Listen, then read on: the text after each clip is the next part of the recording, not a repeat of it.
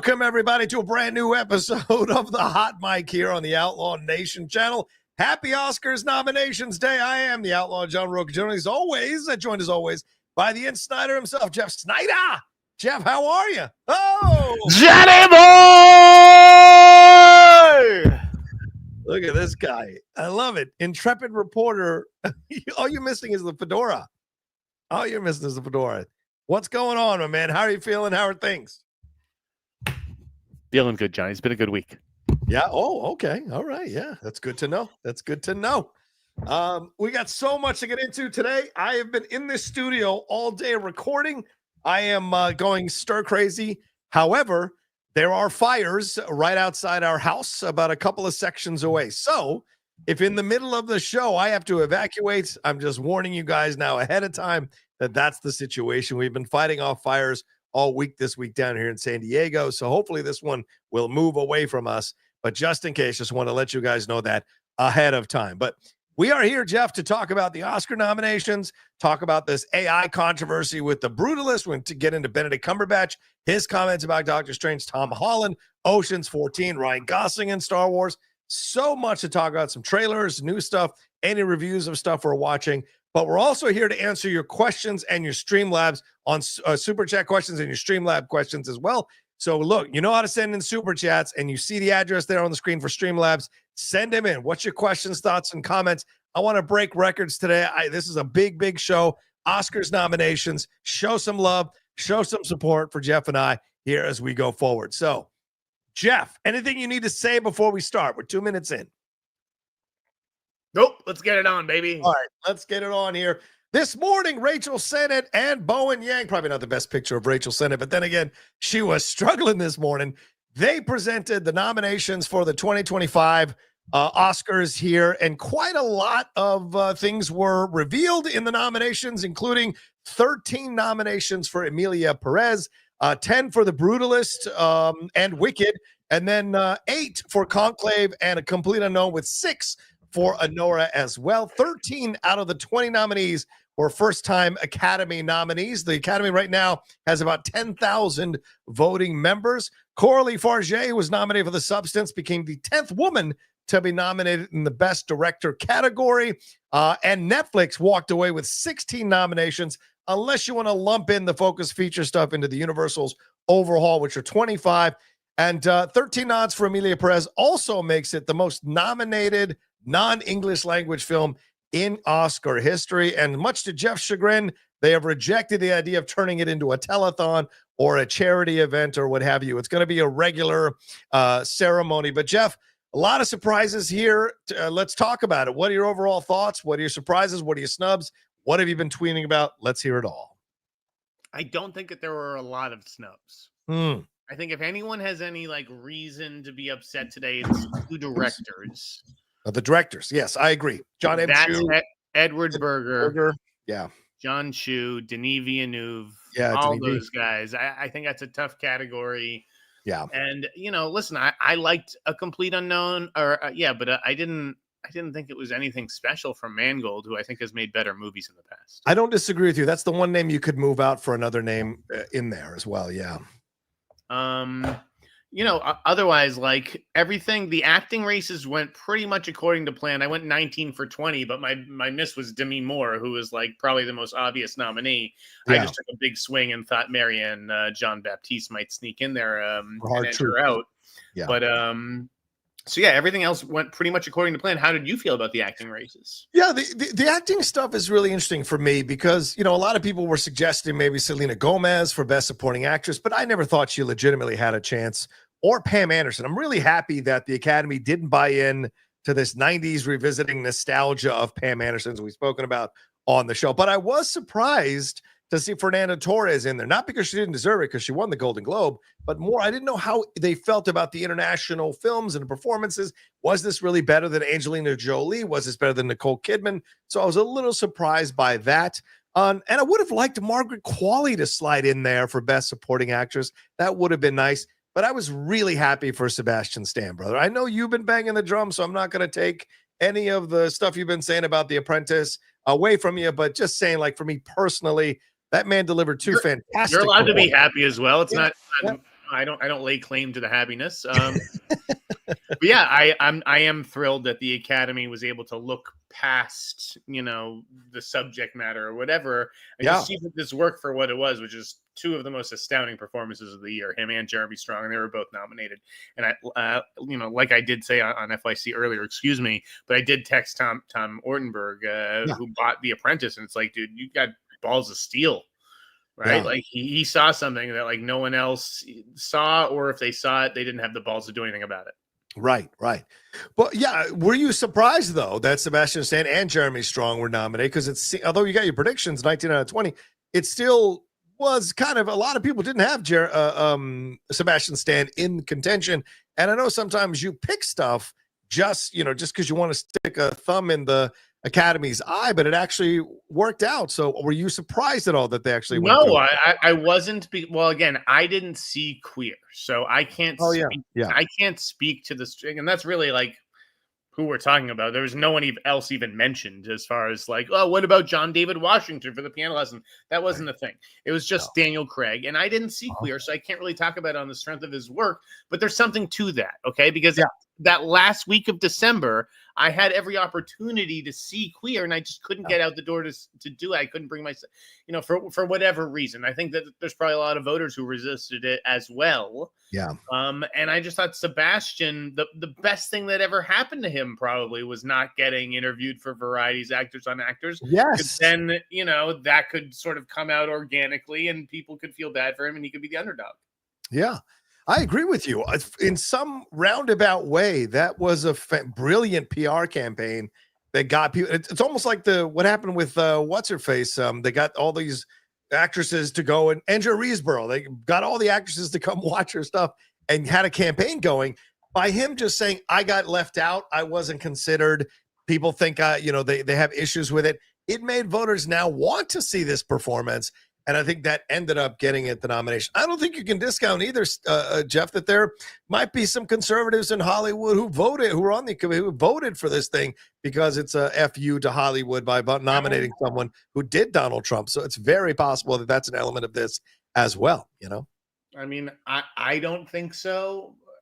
You think no voter would have considered that at all? No, I won't say that. I won't say that.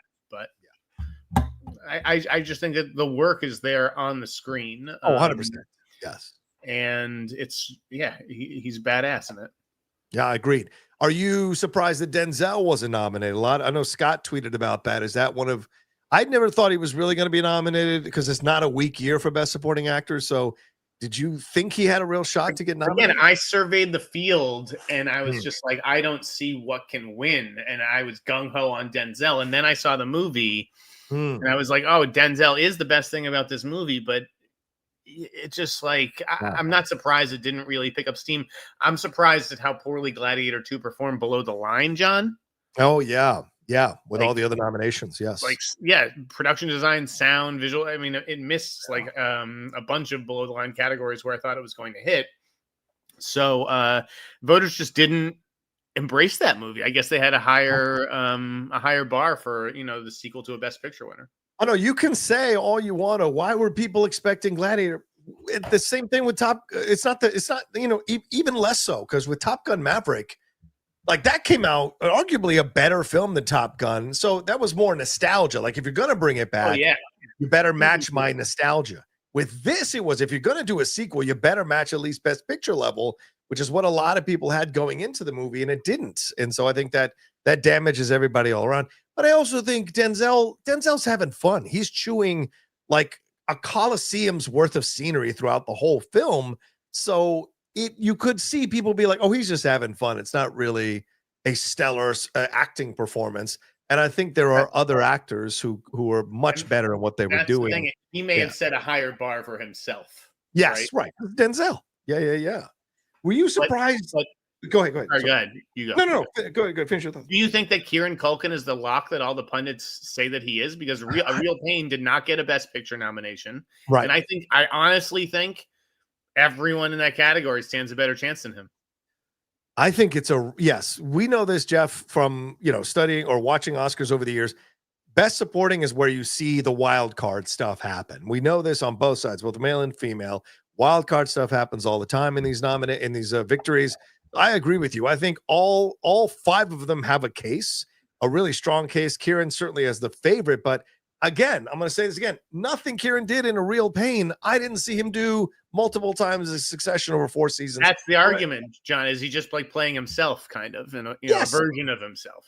But when you watch Jeremy Strong in The Apprentice, there are things he's doing in that movie he did not do in Succession, and I think that's the stronger nomination between the 2 of them out of that show. But Guy Pearce. Sorry about that. Guy Pearce is the nominee for me that I want to win, that I think could win, because it seems to me like there's a bit of a PR campaign starting to ramp up for him. He's been doing articles. He's going to start going on talk shows. He might be doing podcasts soon as we move into this, even more so in the voting season. So, you're naming all this extraneous shit. What it doesn't change is that performance in that 3.5 hours. Yeah, I don't think he is incredible. Wow. Okay. I think he's good. I think he kind of goes too big with it. I think he kind of becomes a mustache twirling villain at times. Okay. No, I don't think that he deserves to win. To me, it's just that the work it's not there. I really do wonder if the international side of things is going to lift Yura Borisov to a win. I think everyone likes Honora. He's a big reason why they like Honora. Yeah. He strikes just the right note of like bewilderment, that like this is all kind of happening, and he's like caught up in it. And I think he's a real threat. So is Norton. Who's never won and does something completely different than we're used to seeing him in this movie, which is clearly very well liked. Yeah, and judging from the nominations for sure, but from the Academy, but yeah, Norton's performance here, I think we said this on the show last week. It's the most restrained I've ever seen him this side of Moonrise Kingdom, so that when he has the explosion near the end of the movie, you're reminded of what he can do when he is really dialed into something in his anger. So yeah, I think that I love that he got nominated for it. But I do think Guy Pearce is going to take it. I really do. But who knows? Maybe Jeremy Strong pulls an upset. All kinds of things are in play here when you look at this situation. What about actress in a leading role? Do you have an odds-on fave? Do you think it's Demi, or do you think Mikey could sneak it out, or Arivo or Carla? I don't think Mikey or Demi is going to win. Wow. I think it'll be one of the other 3. Wow. Okay. I think Fernanda has a really good chance. Yeah, that's a very strong possibility.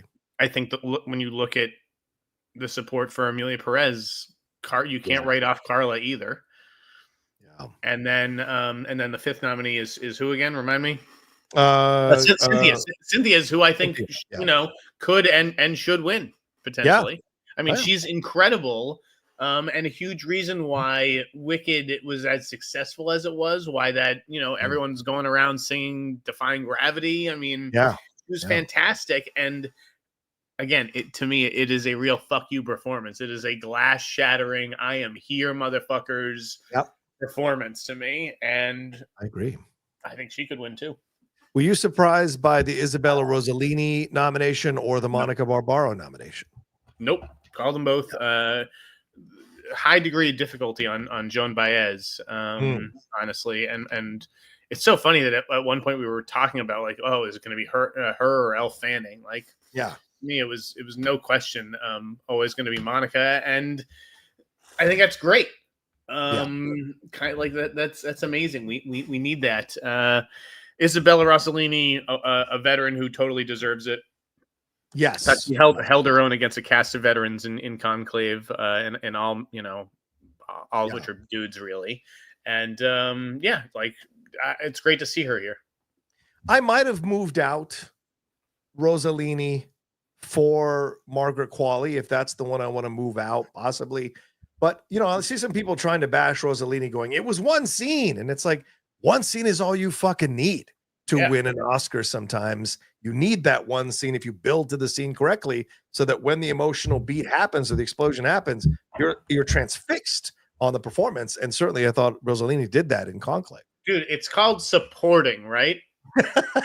You have to support. You have to like do what the script asks of you. So it's not about how many scenes you're in and that kind of thing. It's like, hey, we need someone to come in and crush this one scene. Yeah. And she came in and did it. If that's what people are just like, limiting her performance to, this one scene, that one or monologue, that's what the role calls for. If she comes in and crushes it, then what more can you ask of a supporting actress? Yeah. Let's hit the actor here in a leading role. Brody, Chalamet, Domingo, Fine, Stan. Again, we mentioned how great it is Sebastian Stan's nominated here, but do you think Brody is the odds-on favorite, or is there an upset brewing amongst these nominees here? I think that Brody is just head and shoulders the best performance. Yeah. So I do think that he's going to win again. Okay. But the twist is that if anyone's going to challenge him, I actually do think it will end up being Ralph Fiennes. So right now the media is positioning Timmy and like, hey, I love Timmy, but like, all due respect, I don't think he's going to win for that. And I think that the Academy is going to make him wait, just like they made Leo wait. Yes. And I used Philip Seymour Hoffman as an example, and someone's like, well, they didn't make him wait. They nominated him for his first performance, or he won for his first nomination.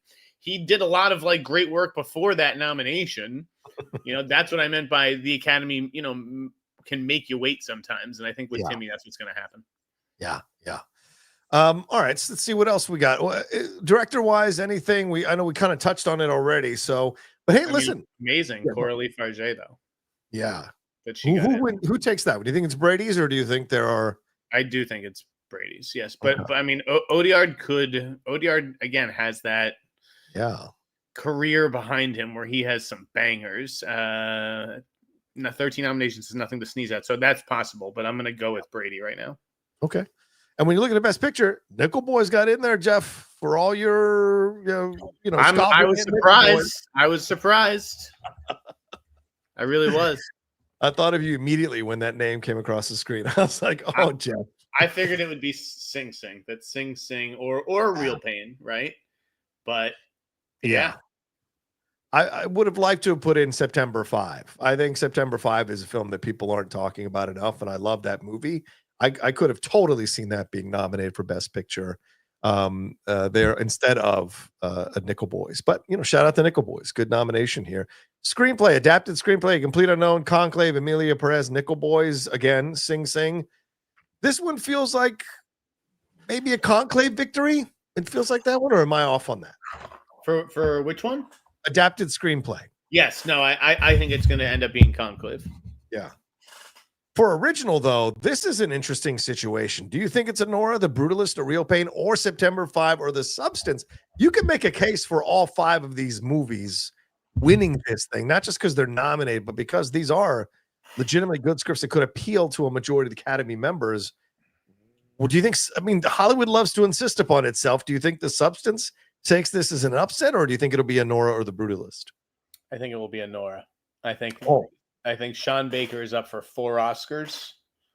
Yeah. Right. And I think this is the one where you're going to see him on stage. Do you think this is the Academy does this sometimes, is when these up and comers come in, they're like, you're not going to win the big one, but we are going to give you a screenplay, or you're going to get like the Coen brothers did, like Tarantino. It's a way of saying, keep doing what you're doing. We like what you're doing. You're just not there yet, kid. And so I wonder if that's what happens with Sean Baker. So yeah, that's a very possible. I don't think that Anora is Best Picture material, right? I think that The Brutalist is Best Picture material. Yes, I agree.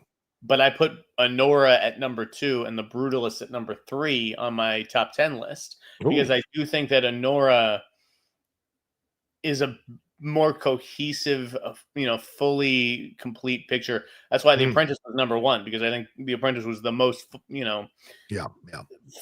fully told. But Anora was 2 and Brutalist was 3 because Brutalist just doesn't.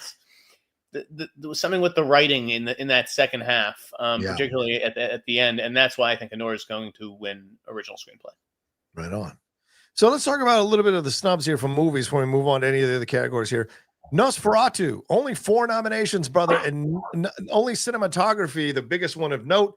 I thought that would be in contention for Best Picture. The fact that it was shut out is surprising to me. Queer was shut out, as you said, and Challengers shut out. Even the score didn't get nominated. So talk about those three movies. Were you surprised by them all being kind of shut out from the bigger categories? I was surprised that the score was shut out, but For I can Challengers? also yes. Yeah. I can see how that branch may have just been like, this sounds just like every other fucking Nine Inch Nails thing I've ever heard. Like, this is nothing special. The movie's not great. And it's also about how the music is used in the movie, which it is good. Like, it is effective. But yeah, I was surprised, but like, what are we pulling out?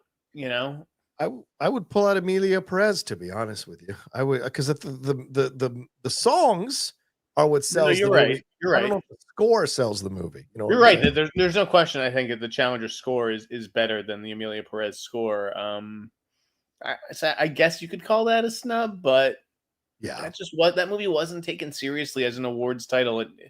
I never really understood why it was in that conversation. You know? Yeah, and isn't this two films, right? Isn't the Queer and Challengers, right? I mean, isn't this two films that could have gotten a little bit more and just didn't in the end? Or no, you think they're rightfully a tiny little movie from Luca Guadagnino. Like, that's, come on. It must suck to get snubbed twice for two movies. You know what I'm saying? Total. I don't know. Just something I'm looking at. Now, what about these other films, Jeff? Anything in the cinematography or any of the categories here that you want to touch on or talk about? The international. I mean, again, I think that score for The Brutalist, those four simple notes, that's powerful. Okay, the cinematography in The Brutalist, that is like incredible work, right? Like, it seems like it's going to win those two awards, which, you know, to me foretells a Best Picture win, but that's not always the case. Emilia Perez with 13 nominations. How many do you think it actually has a chance to win? How many? I don't do the tally thing. Oh, okay.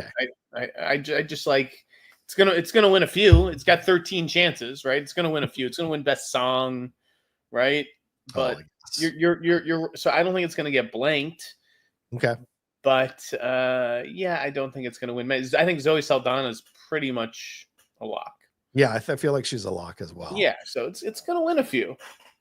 Any anger that Kneecap wasn't nominated for Best International Feature? I didn't see Kneecap. Everyone who saw it seemed to really like it, right? Yeah. I haven't heard anything bad about it, but at the same time, like, I saw that trailer and like I always in theaters, I always couldn't wait for it to be over. I found it to be very obnoxious. All right, fair point. I had no interest in it. Did you see it?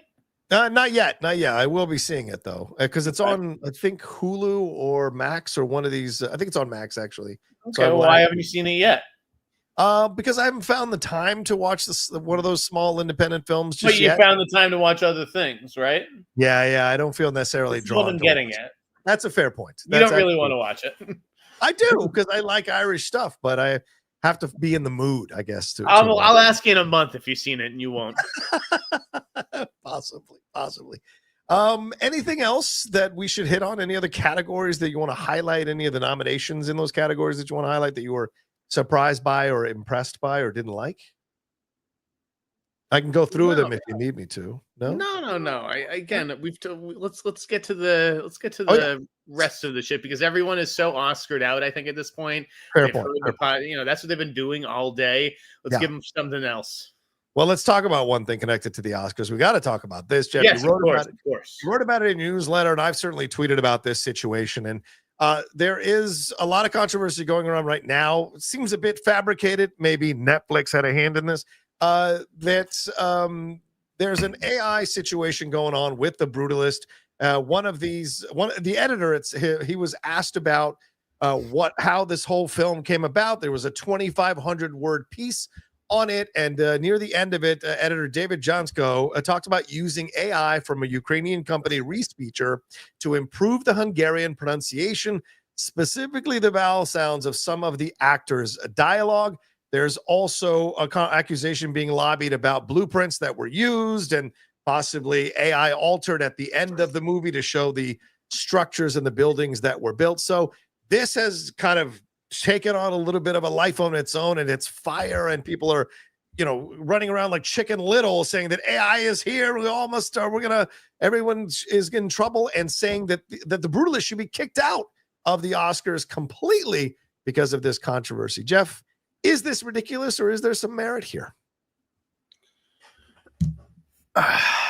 To me, there was no merit at all. I couldn't believe how easily some reporters take the bait. And I understand that AI is like treated like a dirty word. And people are like, obviously we saw it with Late Night with the Devil, right? They're using AI to create some like art that's like flashed for like half a fucking second. No one gives a fuck about this, right? And people are like, oh my God, use AI. Fuck this guy. Fuck this whole guy. Fuck it. The thousands of people who worked on it. Fuck on the millions of hours that they spent on it. Fuck it all because they used AI for half a fucking second. Like, give me a fucking break. Okay? Like they hired other artists to do other art, right? In that movie. Just like they hired voice actors to give the Hungarian thing, a try, and they try to sync it up. It didn't fucking work. Okay. Yeah. So if you've got a filmmaker has to be allowed to use the tools available to them. Okay. And it can't think, I mean, give me a break. Like people are they just love being scolds. They love catching someone red-handed. They think that they've caught someone. You've seen it on social media. Take it away, John. Yeah.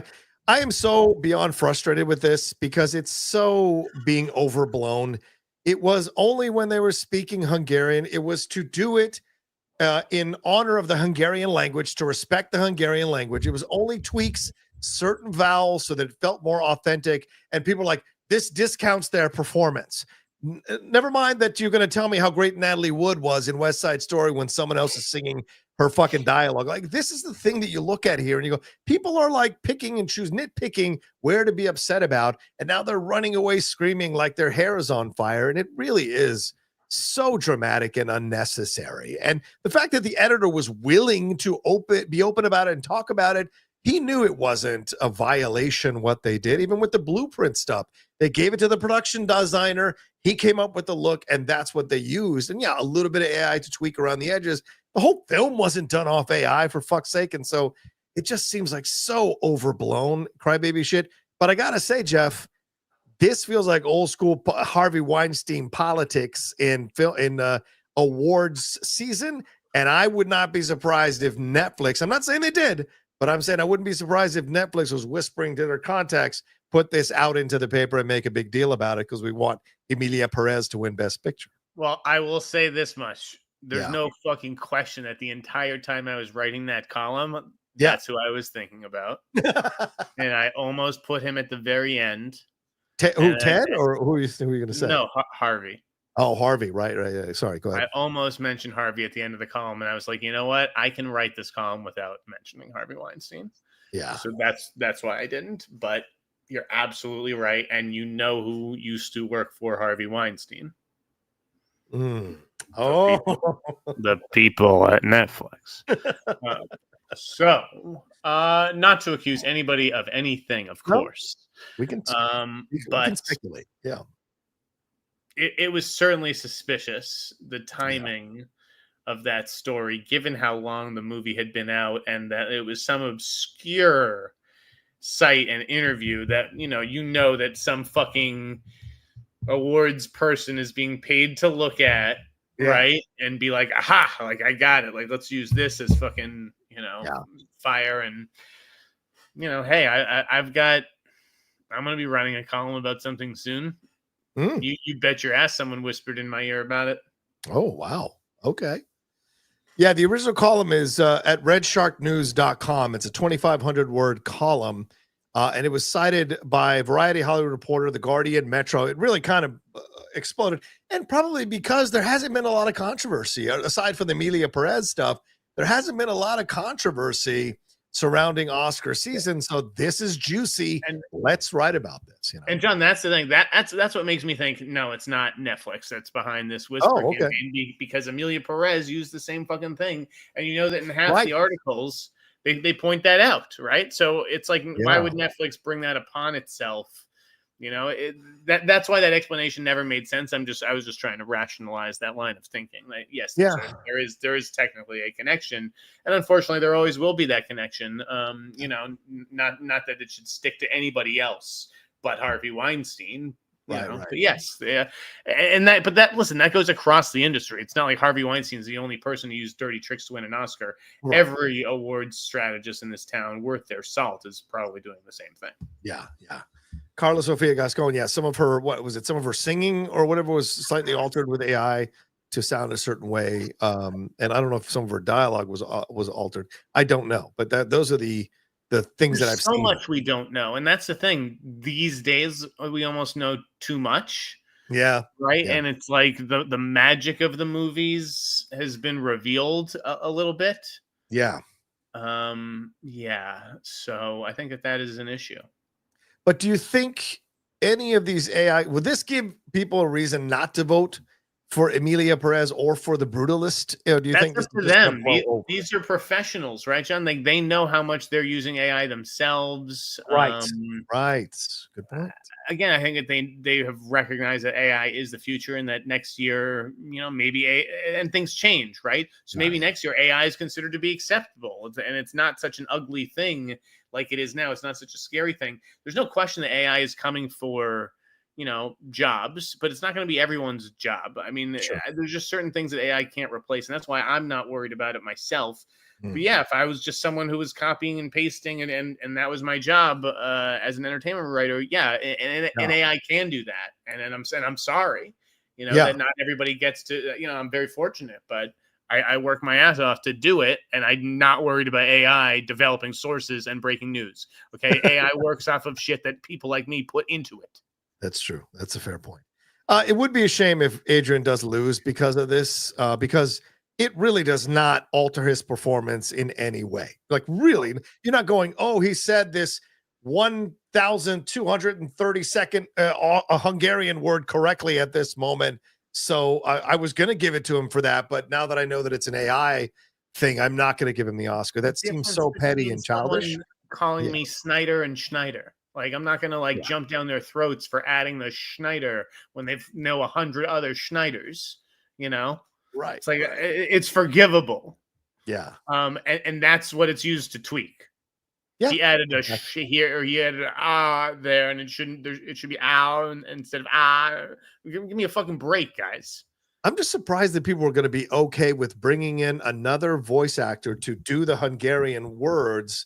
They were okay with that, but an AI that uses his voice with his permission to say the words that are in Hungarian, somehow that's the crime? I really find it to be so ridiculous in its logic, and people running away with it and screaming. But I get it. You know what? Right now, the industry with the strikes, the fires, all the stuff is going on. People are afraid. Constriction, people are afraid, so they're lashing out. They don't understand, right? And everybody needs a villain, and who's the best villain at all? AI. Why? It doesn't have feelings. We can all jump on AI's throat online. What's it gonna do? Mm-hmm. I also think there's some people who don't like the Brutalist and want to sink it. I think there's a piece of that as well going on underneath the surface of all of this, that they don't think it's a deserving best picture, that there are other films that are better. A movie made by a white guy, it's starring a white guy. Those are still allowed, I think. All right, anything more to say on this, Jeff, or shall we move on? Again, I think we can move on. Okay, let's move on. Let's move on. Stuff. Talk about fucking Ryan Gosling doing fucking Star Wars, bro. Let's do it. Let's go. Ryan Gosling here.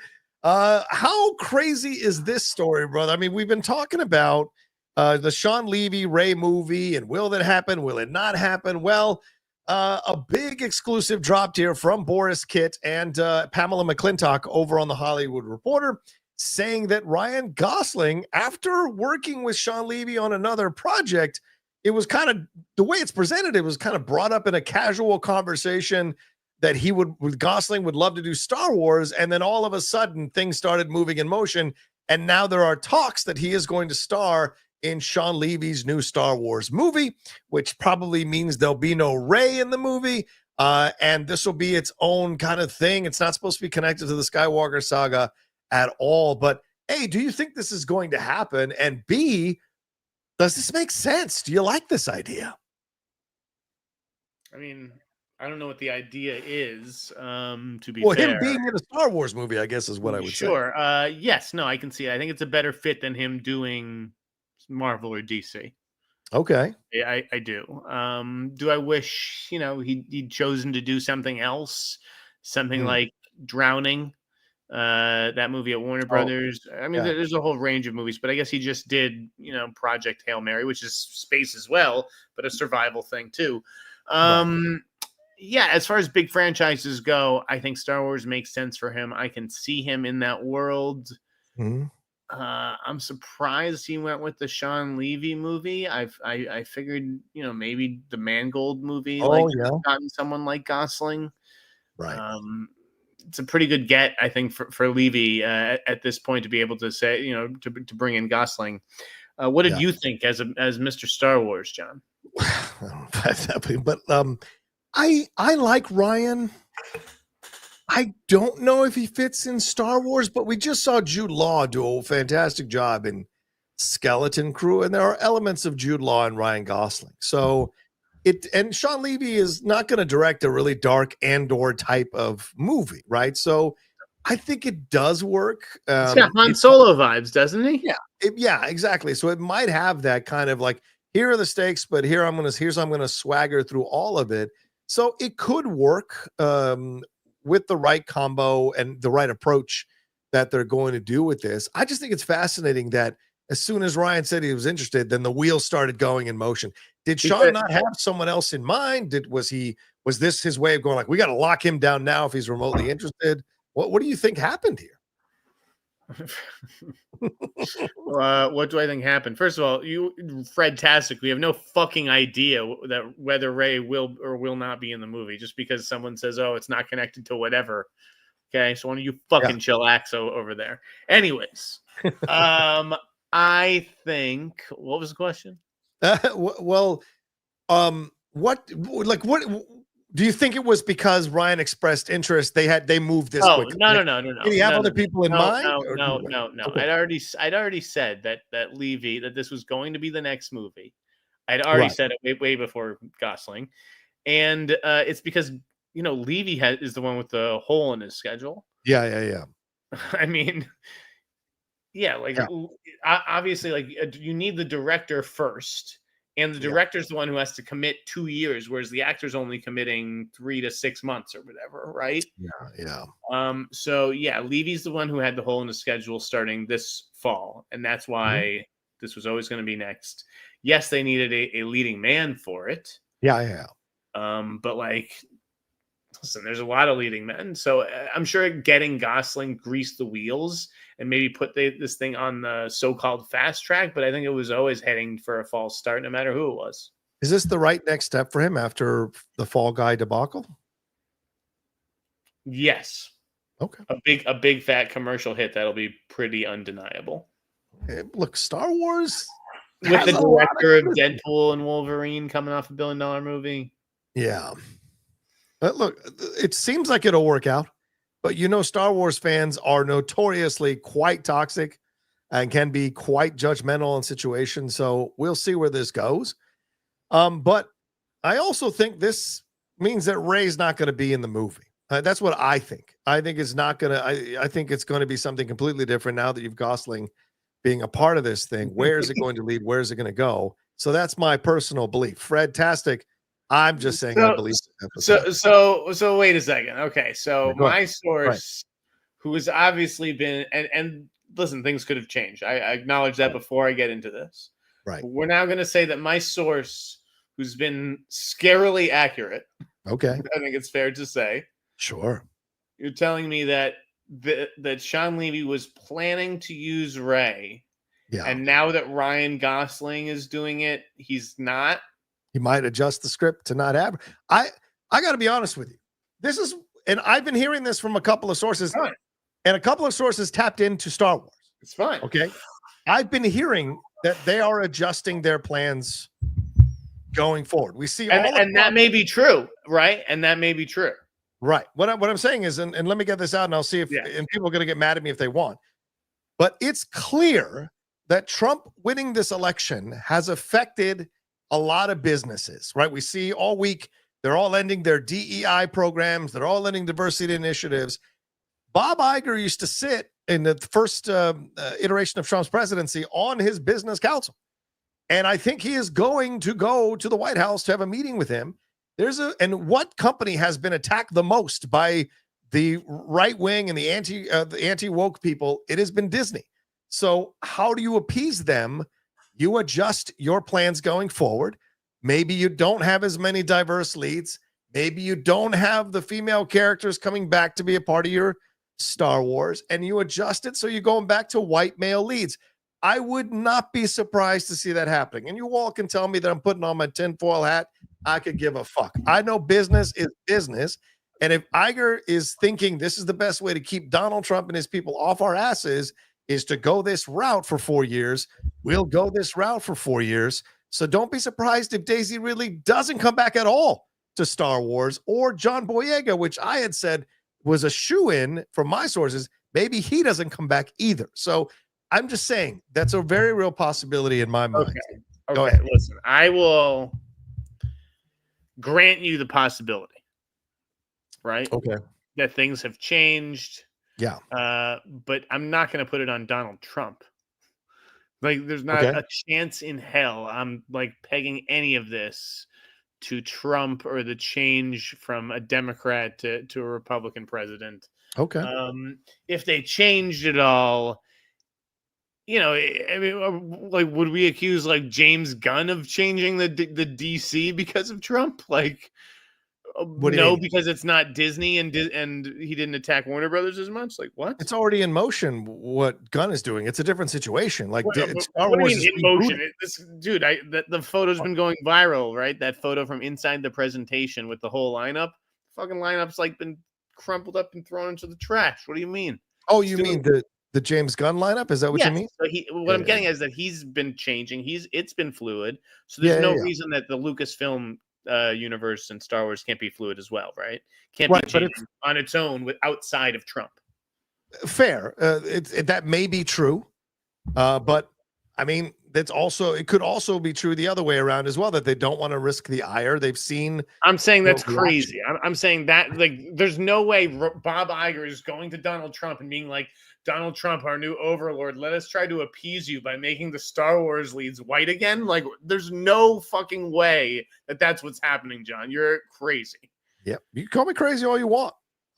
These are the halls of power, brother. These are billionaires. It's a whole different ballgame. You think Donald Trump gives a fuck who the fuck is starring in Star Wars movies?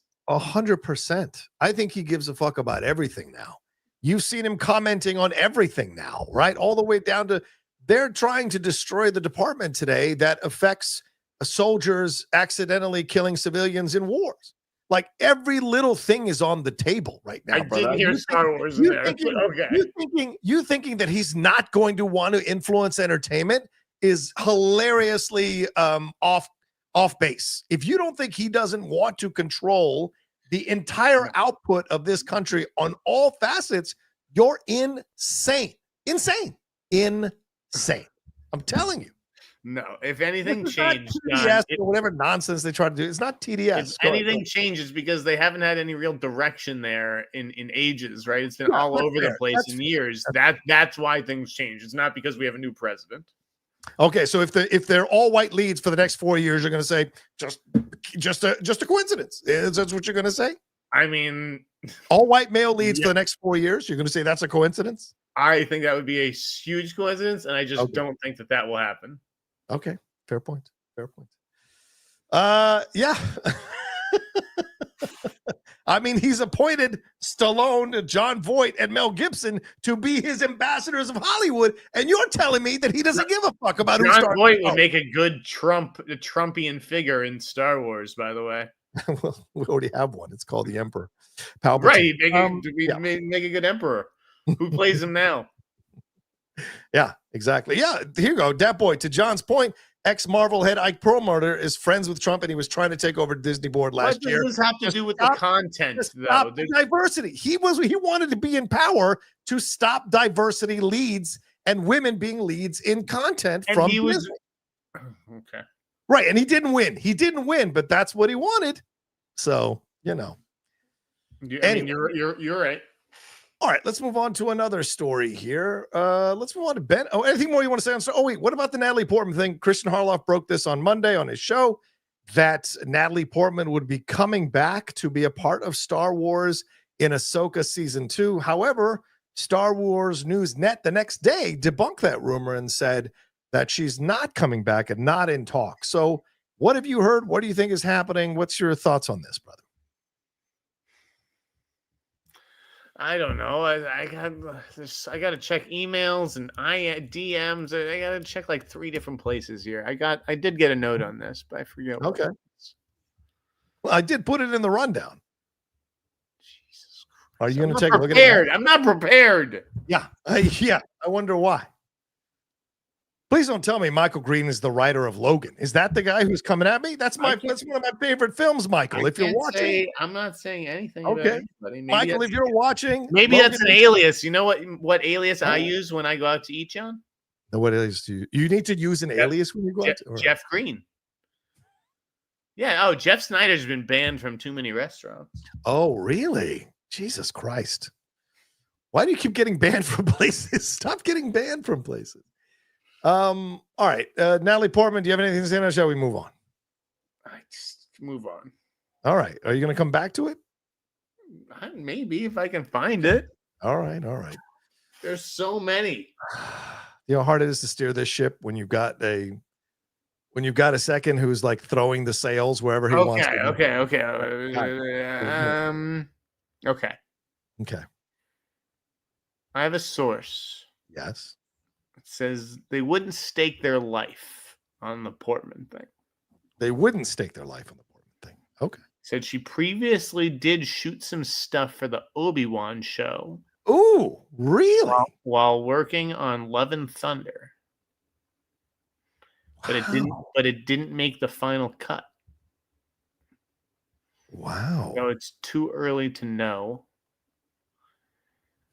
Hold on. I like this idea. Yeah, that's all I'll say for now. So I apparently she previously did shoot some small stuff. Okay. For the Obi-Wan show while working on Love and Thunder, but it didn't make the final cut, and my source wouldn't stake their life on the report. Interesting. Okay. No shade on Christian.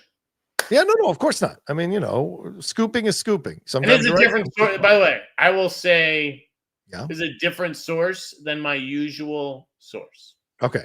So not as rock solid as your usual source? Right. This is not the source. Right. This is a different source, and this is what they're saying. The source has been very accurate, though. Very accurate. Source being Kathleen Kennedy. I love it. All right, let's move on to Cumberbatch then. Let's move on to a little Benedict Cumberbatch. Cumberbatch. Take a look at him there. A 2 black, a 2 white, 2 I'm a 2 right. Today and tonight. I thought Cumberbatch. Wasn't weed supposed to make you calm? Anyway, all right, let's move on. What a great song. Come on. It is a good song. Benedict Cumberbatch was interviewed for Variety, their Sundance cover, and shared details about his Marvel character, Doctor Strange, being featured in the next Avengers movie. He revealed that he would not appear in not feature in Avengers Doomsday.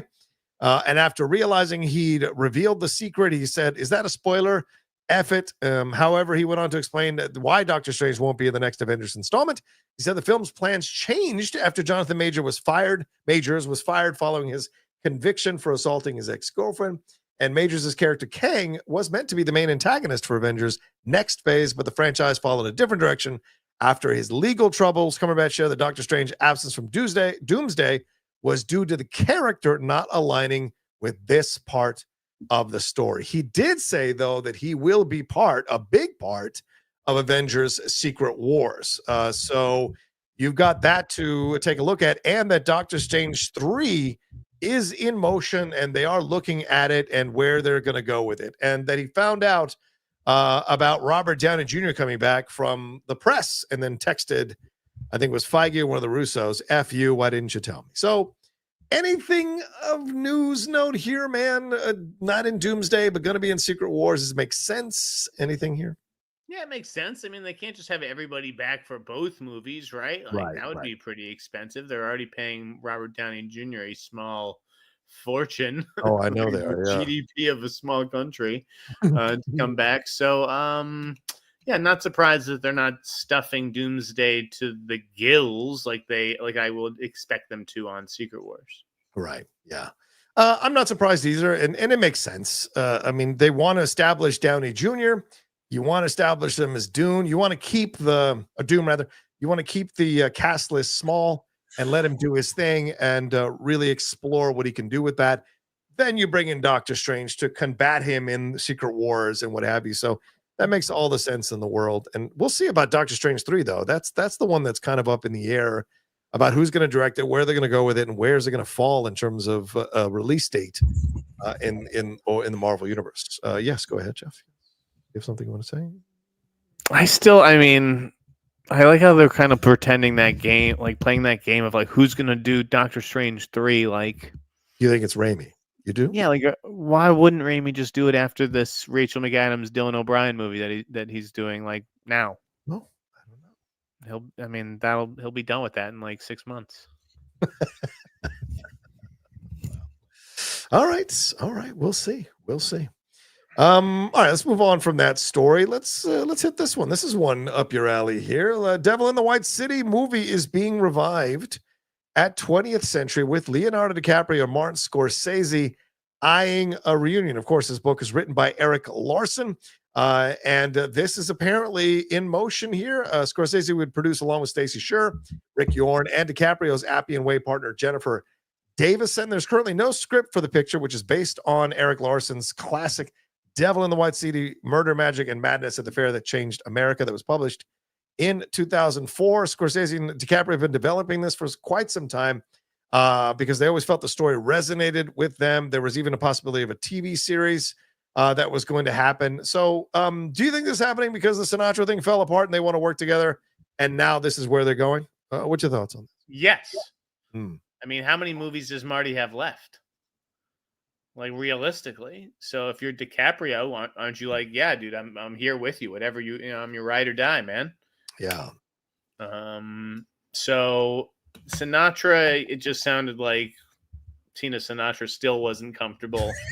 Tina's like, don't you show him cheating on my mom. Don't you They'll show have him to wait till everyone's dead. And yeah, unfortunately, Marty may miss the window there himself. But it's great to see them working again. And I love like this story. Like I'm thrilled that this is actually coming together.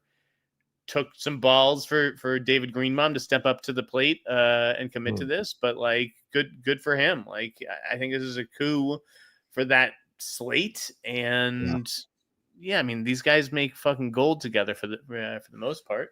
Does this feel like a sure thing much more than the Sinatra thing? The Sinatra thing never felt like a sure thing, so I'm not going to call this a sure thing either, given how long it's been in development. That's fair. But yeah, it feels. I don't know what would stand in the way for both of these guys, other than the fact that they have no script. So it's still got to be a little down the line, unless it turns out to be Eric Roth. Like World of Real just had a story about Eric Roth writing a script for Marty. Well, what do we think it is? Could be Devil in the White City adaptation. That's a good point. Okay, all right. So we'll see. I like the idea, and for those of you who don't know the story, what is it? Real quick? The story about Dr. H.H. Holmes, who's a serial killer, and he lures people in to like this crazy like home that he has on the outskirts of the World's Fair in Chicago in the 1890s, and like dozens, if not hundreds, of people disappear. Right, because he's like inviting them over, and they're easy to but people are just like, oh. The last I heard, they went to the World's Fair, and like, people just disappear there all the time. Yeah, wow. This is based on a true story, which is crazy. So I may need to read this. So I like study up, Johnny. Perfect. 2025 is book talk. I mean, it is absolutely. I bought like 10 books already to start the year. I want to knock out and read. So, and I just bought I just bought the making of Mad Max Fury Road. Based on a recommendation from a friend of mine who was like, Rocha, you will fucking love this book. So I'm going to try to do as much reading as I can this year. All right, so let's see. Oh yeah, let's move on to this one, man. David Leitch in talks for Ocean's 14 at Warner Brothers, of course, having done The Fall Guy. Speaking of The Fall Guy, and Bullet Train with Brad Pitt. He was apparently Brad Pitt's stunt double, according to my friend over there, Chris Killian at the Comic Book, who tweeted out that. But this is being done with George Clooney's Smokehouse, a banner here behind this thing. It's expected to star Clooney, Brad Pitt, who collaborated with him, and possibly bringing back most of the Ocean's 11 crew from the remake of the original film. Will we get some of the women from Ocean's 8 mixed into this thing? But Jeff, your thoughts? David Leitch does good action movies, but hasn't really done a stellar film. And isn't it a step down from Soderbergh? Your thoughts? A step down? I mean, yes, it's a step down. A few steps down is what you're trying to say. What do you want me to say? But he's a better fit for it than Edward Berger, who was rumored in September on Deadline. Yeah, I just don't see how he'd be a better fit than Leitch. Like Leitch fits the tone of this. Someone had said, oh, he'd actually be better for the Margot Robbie, Ryan Gosling prequel that they're supposed to do in this franchise. Do we really think that's happening? Yeah, I don't think that's happening. Yeah, so it's like, I mean, they've been talking about that one for a while. So I think with Clooney and Pitt, after Wolves, they probably are like, dude, we're fucking movie stars. Why the hell are we wasting our time, making streaming movies, basically? Like, let's go back to and play the hits and get the boys back together. And, if Steven doesn't want to do it, we respect it. We got his blessing to move on. We're going to find somebody else. And I think that Leitch, having worked with Pitt before on Bullet Train, they probably have some kind of rapport. He delivers the kind of slick entertainment that is this franchise. Yeah, you reported this first. How many of the Oceans people do you think are coming back? Do you think they're all coming back? Do you think Cheadle, Casey Affleck? Listen, I didn't want to get ahead of myself. I think it's kind of been reported that Clooney and Pitt are going to be back, and I think it's safe to assume Damon and Casey Affleck would return as well. Listen, again, Scott Conn. You think Scott Conn's booked right now, or he's ready to jump? He'll say how high. But you got to replace Carl Reiner. You got to replace Bernie Mac. You've got to replace a few of these. I mean, does Sandra? The question is like, do you get the women back? Is Julia Roberts coming back? Is Julia coming back? Is Sandra Bullock coming over from Ocean's 8? Are you kind of treating that as a separate thing? I don't know. So we'll see. I don't think you need Julia back. I think you got to get Kate. I think you got to get Sandra Bullock. Maybe Rihanna. I don't know. But yeah, I like the idea of bringing them back into the fold. I guess you'd have to bring Julia back. I don't really, but I guess you'd have to because Julia's hot again. Yeah, that's true. She is back up in the hot meter for sure in what she's doing. So yeah. All right. I mean, all right. If you had to pay her Blanchett, like you pay Julia. What about Catherine Zeta? Do you bring her in off the sidelines to be part of this? I think it could be fun.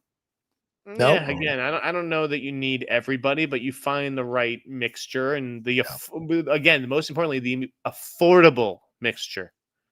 Things have changed since 11, 12, 13. Things have changed box office wise. So I think you have to be a little bit more realistic. Who's the villain? Who tops Al Pacino in 13, bro? I mean, give me like a character. I'll tell you who should play the character. But I think it's got to be a young guy. It's got to be a guy who can be as smooth as Clooney. It's got to be someone who can go toe to toe with Danny and really shake Danny to his core. It's got to be someone like that to be the villain, don't you think? Mel Gibson. I got two for you. Go ahead. I'll go Austin Butler. Ooh, that could be a nice choice. And for some reason, I'll say Mr. Bunny. Bad Bunny as the villain? Mr. Bunny. Interesting. I like the idea. What about Daniel Craig? Is that crazy, John? Could you see an Ocean's 14 trailer and it's like all the guys and Bad Bunny? I think, what's up, everybody?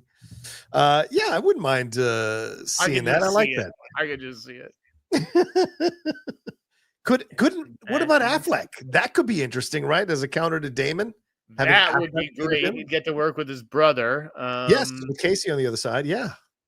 He would make a good villain. You could even make that meta because he grew up with either Casey or Matt.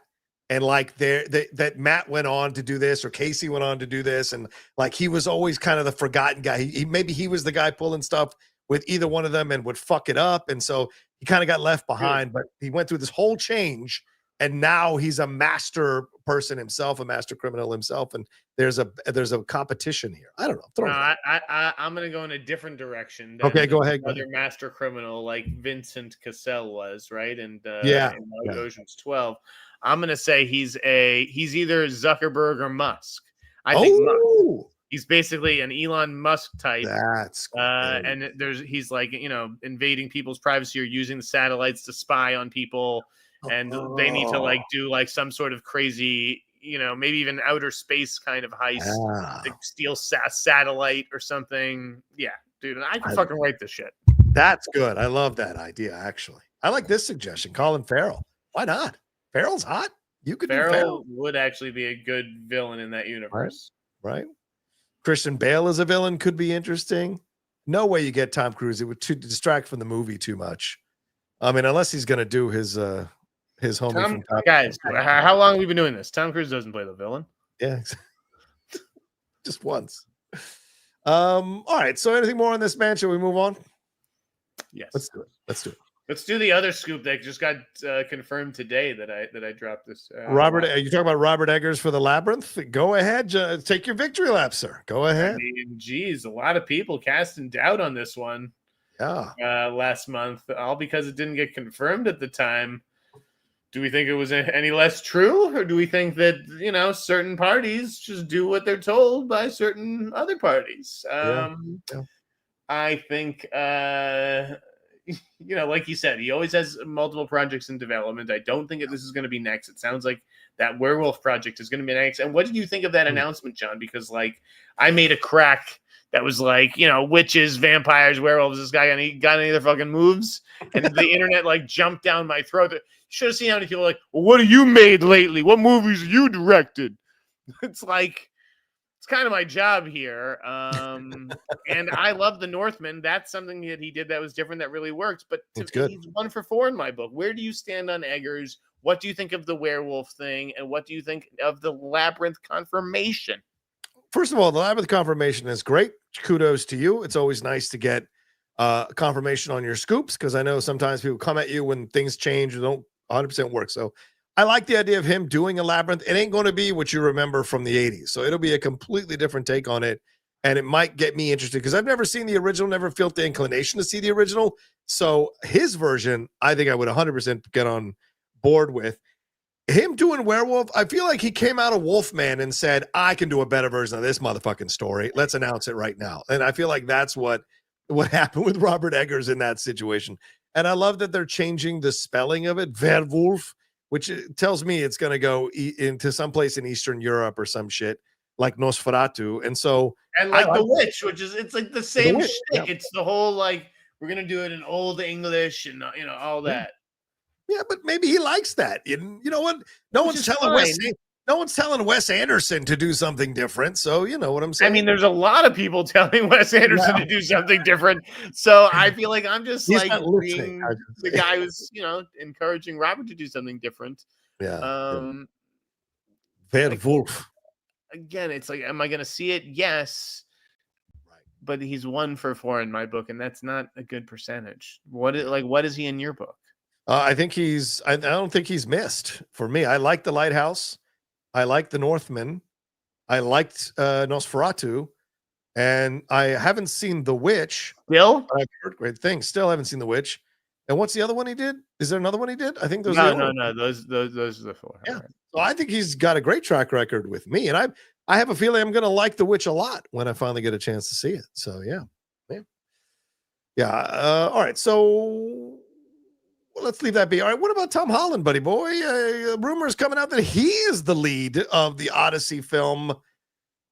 I see this caused some furor from people who were like, have you never seen Tom Holland in The Impossible? He can lead a movie. He has chops as an actor. He can do this stuff. So what are your thoughts on this? We kind of figured that Matt Damon might be the lead, but the rumors are coming out that Tom Holland will be the lead. Is he going to play Odysseus, or will he be the son, but the film will be told through his eyes? What are your thoughts on all of this, man?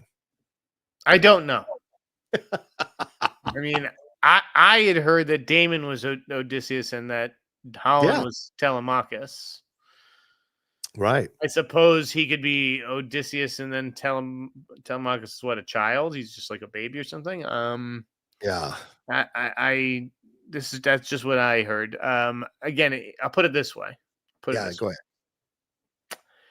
If you're Christopher Nolan and you just won Best Picture and you just won Best Director, are you going to choose Tom Holland to star in your next movie? I don't think so. Okay. I mean, he did, obviously, but like, right. Is it to play the lead? I think if you're Christopher Nolan, you go to someone like Matt Damon. But do you think he feels like Tom Holland's?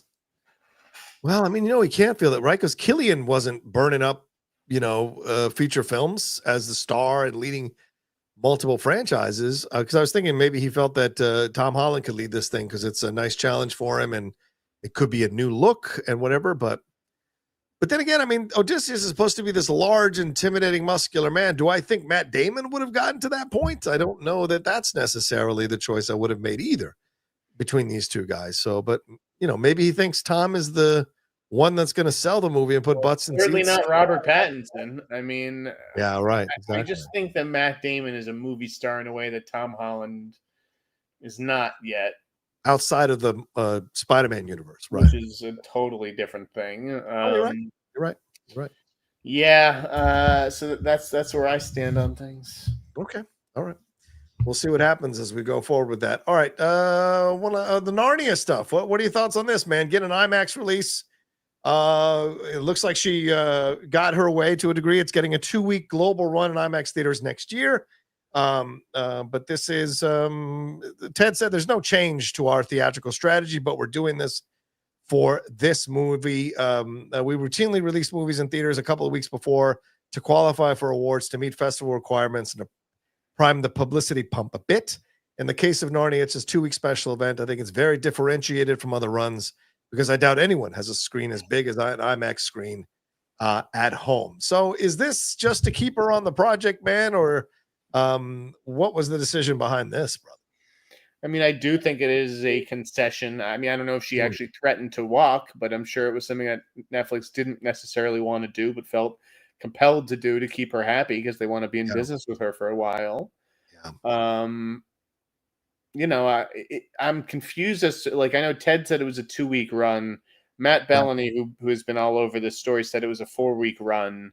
Either way, it's when Ted's like, well, we do this all the time. You don't do this all the time. What you do is for-wall it, so you put it into theaters yourselves, and the big chains won't book you, right? So you that's why all the Netflix movies here in LA play out, or used to play out, or I guess that theater's still there or whatever in the Palisades, right? Right. There's like a theater that just plays Netflix movies, because that's where the voters are situated. Right. So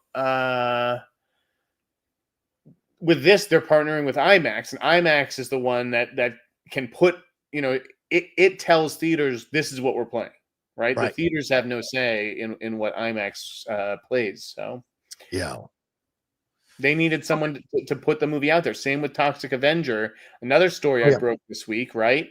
That's like, we're this super violent movie that we want to go out unrated without having to make any cuts. We can't find any distributor that's going to release us like that. We need to team up with who?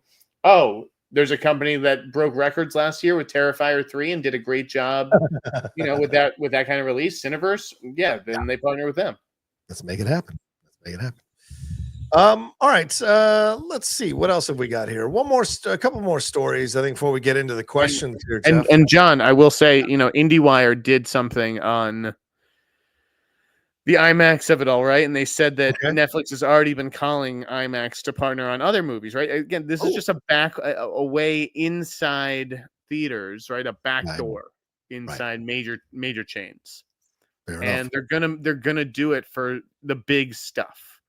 Right. So there's a couple of things. So the first is Knives Out 3, right? Which Okay. I wouldn't be shocked if Yeah. you saw Knives Out 3 get a 2-week run in IMAX, Okay. right? Because all IMAX cares about is this movie big enough to sell out our theaters? Yeah. Right. To make Right? it worth it to put it in there. Yeah, Right now, I mean, Knives Out 3, I think will perform pretty well, even though, a month later, you'll be able to watch it on Netflix. The other possibility here, and I don't know for sure with the dates because I'm still confused myself and up in the air, so I'm just going to leave it vague for now, is the finales to Stranger Things and Squid Game. Ooh, right. In fact, there was something that even went around. It was a screenshot of some code, some internal code of Netflix. Did you see this? No. Tell me. What is this? It suggested that Stranger Things wasn't going to come until November. It said November 27th, I think. So basically like Thanksgiving, right? Wow. To me, that I was surprised because I would figure that they would try to have Stranger Things ready in time for July. Yeah. But so I don't know what the order is going to be. They're obviously going to spread out Stranger Things, Squid Game, Wednesday, season 2. But I wouldn't be shocked if someone said if that was an announcement like Netflix has partnered with IMAX to release the final fucking episodes of Squid Game or the final episodes of Stranger Things on the big screen. Okay, I could see that. Okay, I like that idea. All right. Let's move on. Quickly, thoughts on the trailers, Jeff? We had trailers for Opus, for Drop, and for Mickey 17 Drop this week. There's also that new Finn Wolfhard trailer, his directorial debut, which I thought was a really fun trailer. Ain't that a kick in the head? Guys, did you see those? Go to my Twitter feed right now. Okay. Stop, pause this show. Go to my Twitter feed. Look at these goddamn posters that they released for fucking Mickey 17. Yeah. What the fuck? What are you saying? They're bad? Yeah. What the dude? They obviously have no clue how to sell this. They just got rid of their marketing guy. I'm like, is this his idea? Did he leave you with this gem, or is like you don't like this? No. I think this is great because we know he's a clone, so we're seeing him in multiple versions of himself as a clone, and they're all teasing numerous ways that he's going to die in this movie, including one way that he's going to be heroic, as we saw in the most recent trailer. John, you've been inside a movie theater before. Have you seen a wall with 17 slots for fucking movie posters? No, I haven't. No. Maybe at the old ArcLight and that wall coming down the stairs. Yeah, that's it. Like I don't know. I don't know if this art is gonna do it. If you just hang one of those things in the lobby. I think it's just for social media. I don't think it's for the whole. Whatever the fuck it's for. I just think of this campaign as an absolute disaster. I couldn't believe there was another trailer set to that fucking song, which is probably what got the guy fired. The marketing exec Goldstein. Best of luck with that movie. Yeah. What about Opus and Drop? And I kind of liked both of those. I liked them both. I mean, I like a good high concept thriller, horror movie, whatever they prove to be. Sure. I mean, Opus was really vague, but great cast. And the Drop trailer looked fun. Yeah, Megan Faye's an interesting decision as a lead. I like her as a lead. I like that they made her a mom. That adds an element to it as well that I don't think we see a lot in horror films like this. So I like that. And Violet Bean, I'm a fan of Violet Bean, so wherever she pops up, I'm into it. But what's the twist? Who is this person? What is the twist? So you're left with a little bit of mystery from the trailer, which I like.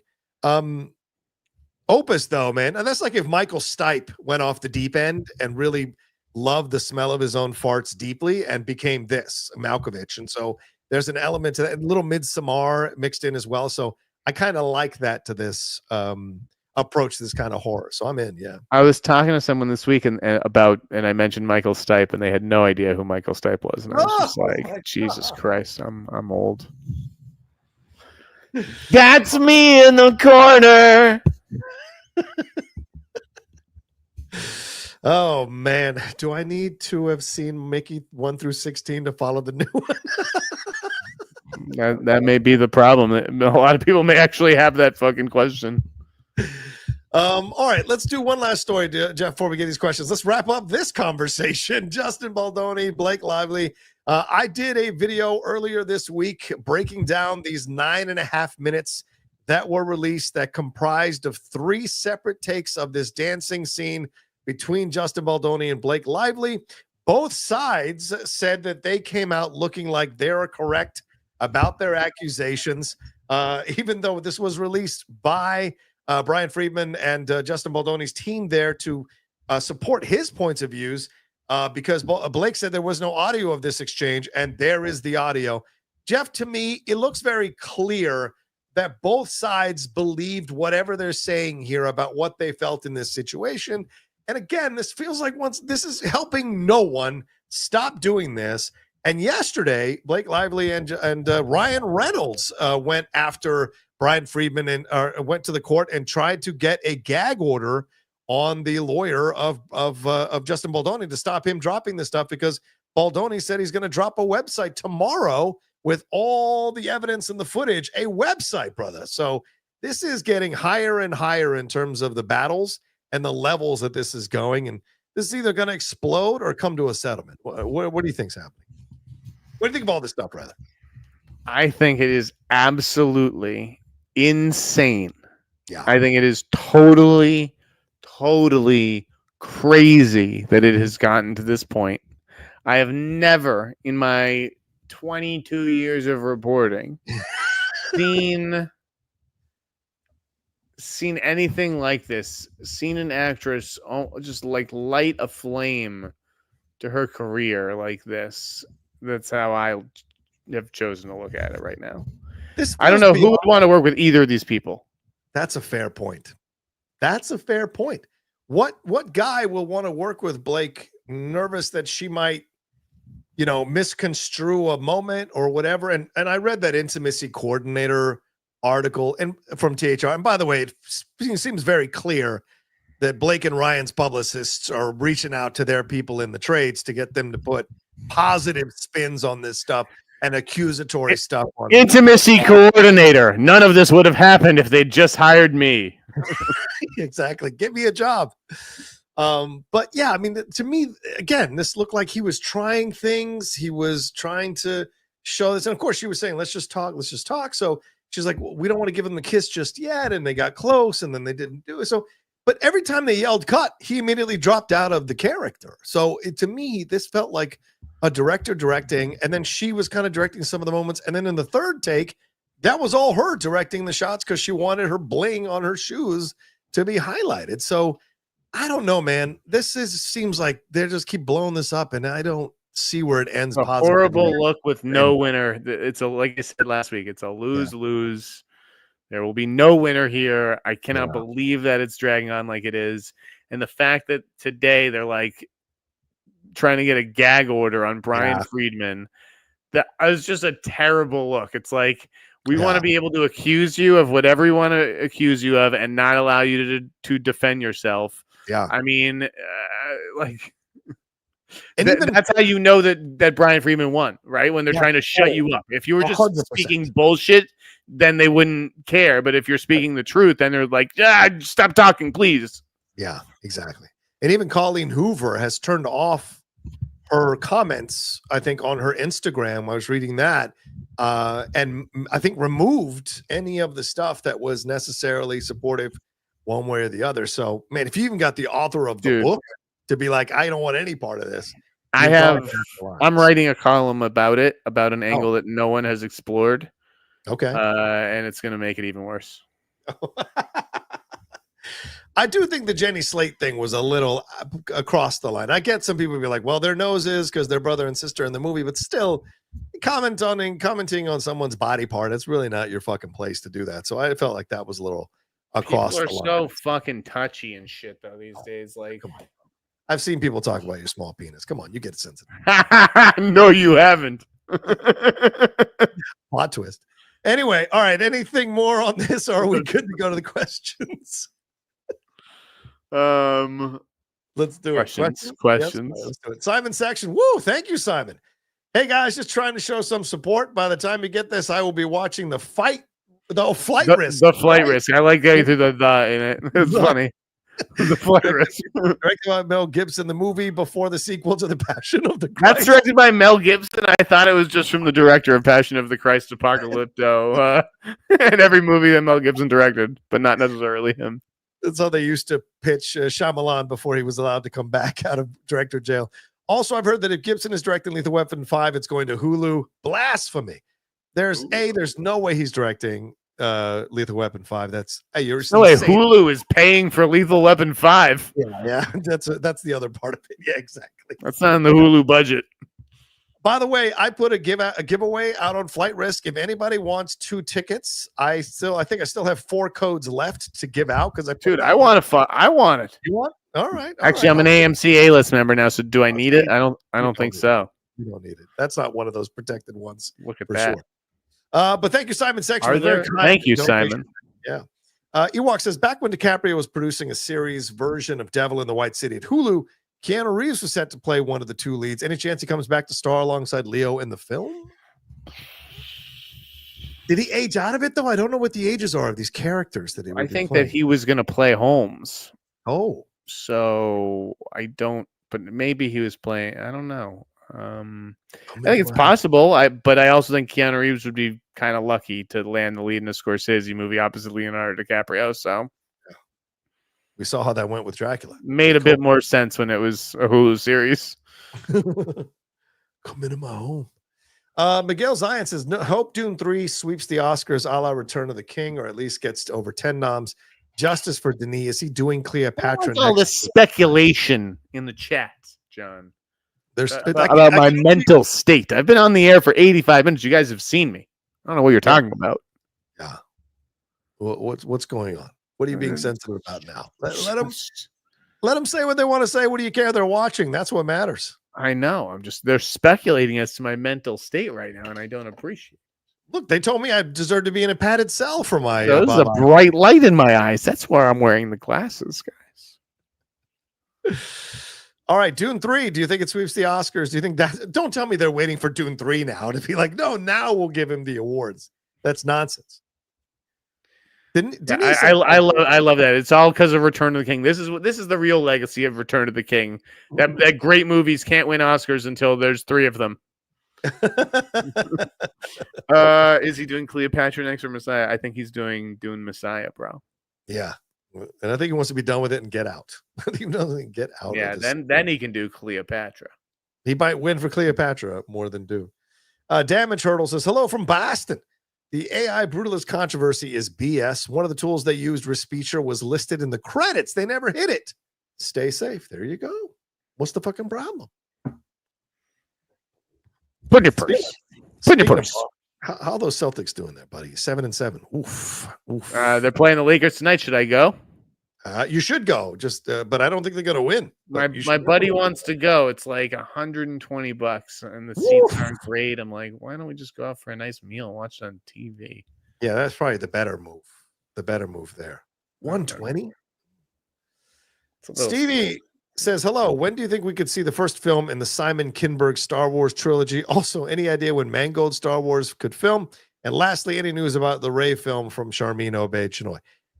I don't think she's going to do that film. I'm telling you right now. I'm very clear in my mind that film is never going to happen.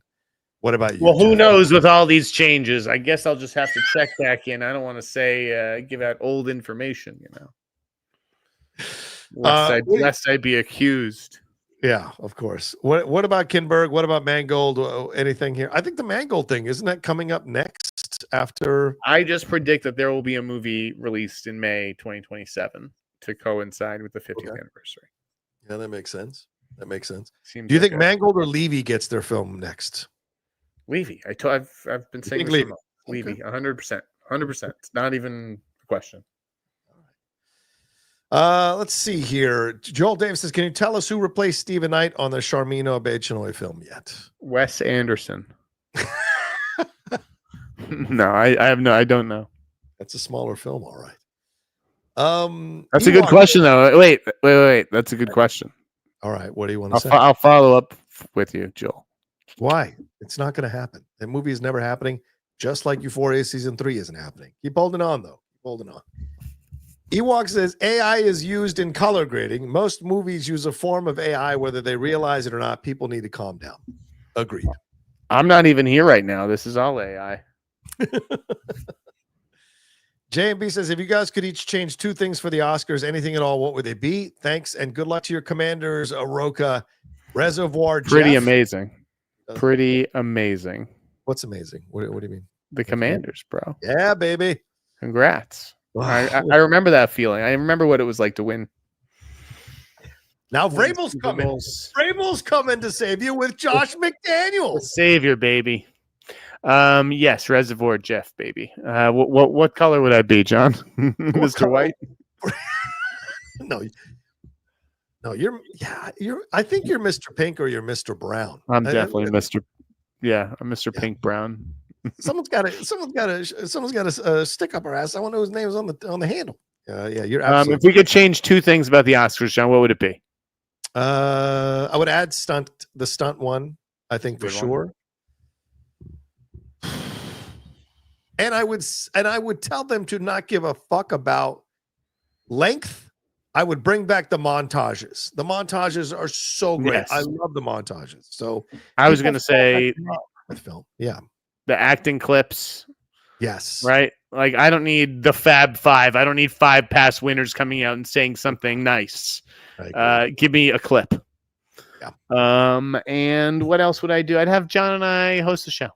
Or some sort of unofficial pre-show, post-show, something that gets us in front of more eyeballs, more cameras, because we should host the red carpet. Me and you should host the red carpet, interview stars as they show up and ask them inappropriate or really close to the line questions. I think that's what we should do. Like, would you take the substance if you could? Yes, 100%. 100%. And really, whose side are you on? Justin Baldoni or Blake Lively? That's exactly the question. Holy shit. Yeah, that would be a good one. Intimacy coordinator or no? Datboy22 says, I think the Brutalist, are completely unknown, and Emilia Perez are top 3 to win at this point. For Best Picture, probably. I really think that the preferential ballot actually benefits a movie like Anora. Yeah, maybe. I mean, don't be surprised that Conclave pulls an upset and wins that fucking thing. I would be surprised because it didn't get Best Director. That's a big miss. For Berger. Right. Yeah. Brian O'Neill says, personally, I'd swap out Isabella Rossellini for Emily Watson in Small Things Like These. I felt Emily did a lot more than Isabella in a similar amount of time. Small Things Like These had a small release, unlike the rest of the movies that we talked about. Is that the one set in Ireland with Killian where he's kind of witnessing stuff? Yes, he's witnessing things. That's the other thing. John and I are professional movie people. We have no idea what that fucking movie's about. Well, I mean, I don't want to say, say what it's about. It's about abuse. Yeah, sexual abuse in the church in Ireland, which was a big deal. I think there was a documentary and a film about the young women who experienced that for decades. Well, in the church. Nonetheless, a tiny movie, unfortunately, this year. Yeah. Sinead O'Connor spoke about it in her documentary, if you guys haven't watched it. Mr. Orion says, do you think Queen of the Ring, starring Emily Bent Rickards from Arrow, could be an awards play, or will Sid Sweeney's film take it? Similar topic.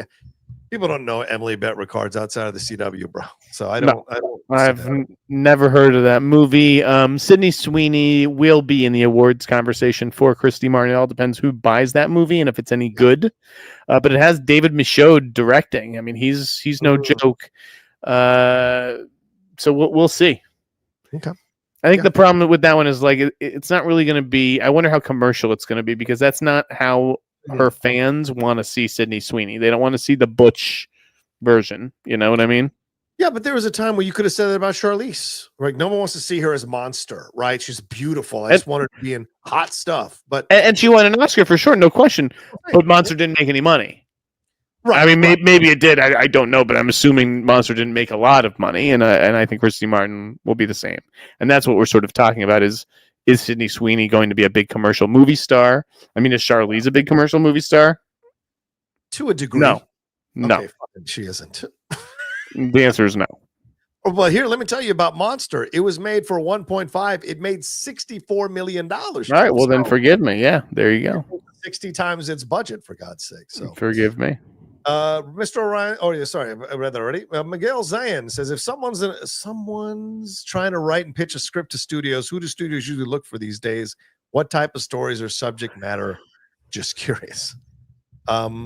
Original stuff? Go ahead. No.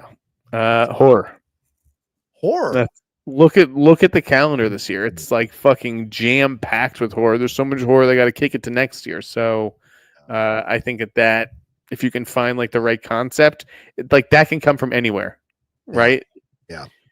If it's like a $200 million sci-fi movie from some writer no one's heard of, that's going to be a lot harder to greenlight than a $5 million horror movie. They don't care who wrote that. That's true. That's true. Max Law says Jeff owes FYC $20 each for substance in Best Picture category. Hope this helps out. Oh, you bet them $20 it wouldn't be in there? Yeah, I bet them each $20 and I lost. I mean, hey, I take big swings, baby. That's what home run hitters do. Yeah, that's true.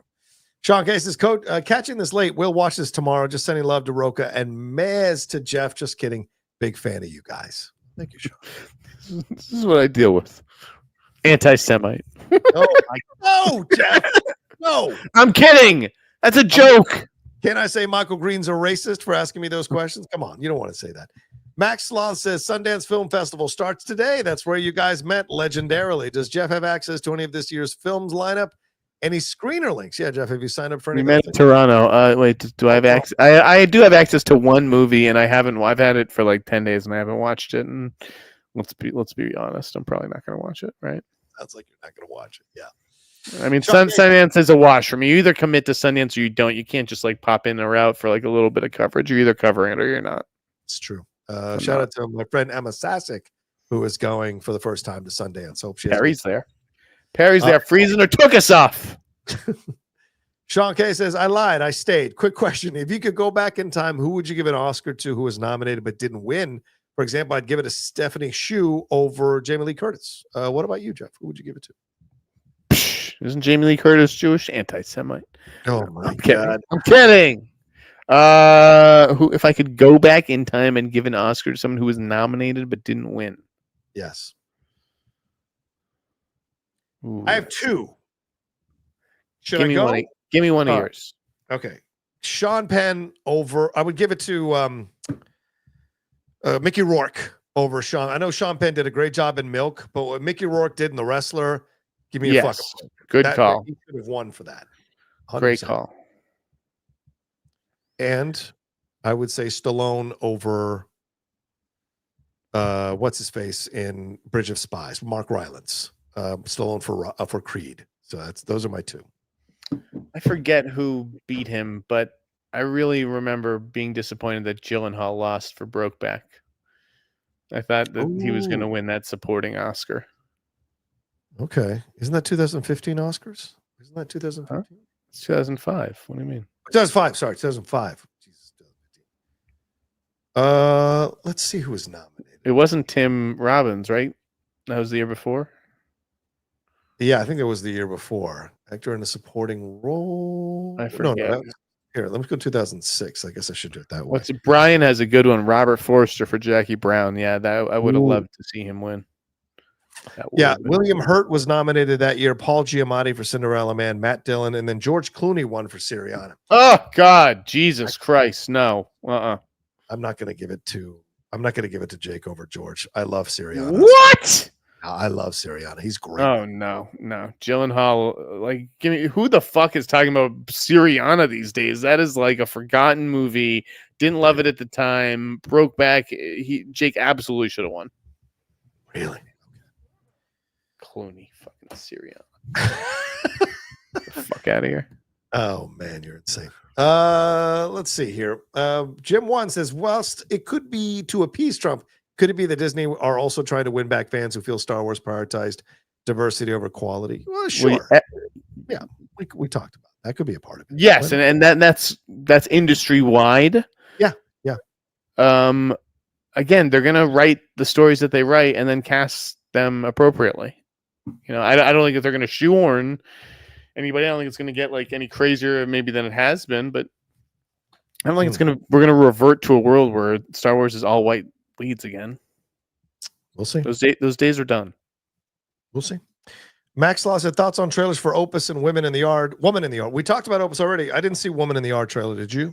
What a ridiculous. I mean, there's got to be more to this movie, right? It's just literally a woman who's in the yard. And they're like, what's this woman doing in our yard? And she's like, I'm here in your yard and I'm not leaving and I'm going to haunt you from your yard. It's like, what?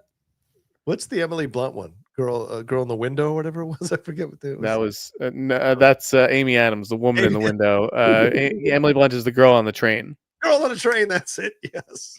Which was not good. No, it wasn't. Neither one of those two were good. BHow26 says, Jeff and John, you get Ted Sarandos' job. What are the first changes you make to Netflix theatrical releases, reel in budgets, change binge releases? Dude, that is like an hour-long question to answer. Oh, God. Yeah, I'm tired just thinking about it. Yeah. I'm crashing. All right. I would say theatrical releases. I would definitely say reel in the budgets. I don't know about theatrical releases, though, don't fit the model. You want people to watch Netflix. You don't want them to go to the theater and then be like, well, I saw that in theater. I don't need to watch it on Netflix. That's a good point. You want people to watch those movies on Netflix. Yeah, it's a different model. I don't understand why everyone's pushing for theatrical releases. Blame the filmmakers who take the fucking deals. I'll be honest with you. I don't know that there's much you can change BHow26 because they just shot up to 300 million subscribers. They just jacked up the price and people are not going to drop Netflix. And they just got a crap ton of nominations at the Oscars. So I don't know that there's anything that Ted needs to change about Netflix. Maybe reeling in the budgets. And certainly it looks like they've done that. They're no longer giving insane budgets to films nowadays. So I think that there needs to be more curation. Oh, okay. I don't think it needs to. There's too much on there, is what you're saying. It's too much algorithm and not enough human curation and a human pointing someone to the good stuff rather than an algorithm pointing you to the popular stuff. There, that's fair. Max Law says Sydney Sweeney and Jenna Ortega have holdover films from last year's festivals. Will they be successful / modest hits based on their fan base? No. Yeah, I don't think so either. No. You got to, they're beloved, but it's got to be the right project for those things to be hits. And speaking of that, you had mentioned Hell of a Summer. Yes. I saw that movie. It's not good. Not good? I mean, dude, how old is Finn Wolfhard? 19? I don't know. Yeah, 19. He's like super young. Like, so it's a good first start and everything, but it's pretty much a movie you would imagine a 19-year-old or however old he is would make. You're saying it's not Woman of the Hour. It ain't that kind of quality. No. Max wants to know, does It Ends With Us drama taint the upcoming Colleen Hoover romance film adaptations, or are those separate projects? It's totally separate. Yeah. Nothing to do with them. People don't know Colleen Hoover like they know Baldoni and Blake Lively. Gerald Brown says James Gunn posted a sneak peek of Supergirl, which has started filming, and an info/scoop on the movie. Yeah, it was a good picture, but I like the way it looked, but I don't have anything extra to add. What about you, Jeff? I mean, I've got something, but I don't know what I can say. I don't think I have anything either on that one.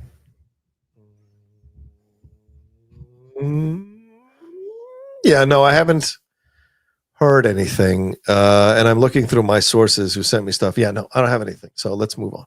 Anthony Beltsy says, any MCU X-Men updates soon? Yeah, Jeff, there was a story we posted, or I sent to you, that they might be looking at Olivia Cook and not Sydney Sink for Jean Grey. There's rumors about Cynthia Erivo, Ayo Edebiri, for Storm. Are you hearing anything? And are you walking back your Sadie Sink possibility? No. Okay. I hear what I hear. I haven't heard anything about fucking Olivia Cook. Have you? No, I've not. Does Olivia Cook have a lot of heat on her? Well, House of the Dragon. Yes, I would say so. Oh, yeah. I don't watch that show. So there you go. Yeah, she has a lot of heat on her. Did you see Companion? Companion's getting a lot of good reviews. Did you see Companion? Can you say yes or no? Maybe it'll be Sophie Thatcher. No, I haven't seen it. I've heard it's great. Really want to see it. Warner Brothers, just a real head scratcher. Gotcha. Max Sloth says John Boyd is an ambassador of Hollywood. LOL, dude could barely act at Megalopolis. Check out my bone. Oh, okay. All right, Max. Yikes. Hit a big bone. Ew. Olamide Lawal says, what's your reaction to Children of Blood and Bone announcement? I don't know anything about this. Told you. Yeah. Told you. All right. There's your reaction, people. Yeah. Nerds Engaged says, what would you think of an Oscar streaming service to go get No, more? wait, we just shortchanged that movie. Hold on, John. We just shortchanged Children of Blood and Bone is a big fucking movie. Okay. Hard to launch a franchise in mid-January, but I understand that it's MLK weekend, and why they would release this movie there. Stacked with talent, though. I mean, fucking Viola, Regina, Chiwetel, Idris, Damson, like I retweeted pretty stacked cast. So I have to say that this went better than I was expecting for them. Okay, fair point. Sorry, Alamite. I apologize. We shortchanged you for initially. Hope you feel you got your money's worth there. Nerds Engaged says, what would you think of an Oscar streaming service to get more eyes on the projects that aired Oscar winners through the years in the off season? Love that idea. It's called the Criterion Channel. So yeah, absolutely. I would love that idea of a channel that had all Oscar nominated movies on it 24/7 from since the Oscars were announced back in the 1920s, so that people would catch up and enjoy these films. But I mean, there's already TCM, there's the Criterion Channel. There's already a lot of, and so many streaming services. Be a rights nightmare. Be an absolute rights nightmare. Would it be successful? I don't think it would even be successful necessarily. And it might only be successful like during the Oscar, like the 3 months around the Oscars. Yeah. Mumra says a new Crocodile Dundee. The encore cut had a 4K theatrical premiere recently. Want to see new scenes and 4K transfer? Any interest? I love the first two films. Who the fuck? Who sent this in? Hogan himself? Mumra says, "Oh, Paul Hogan." A new Crocodile Dundee encore. Hey, buy the fucking encore cut. These deleted scenes.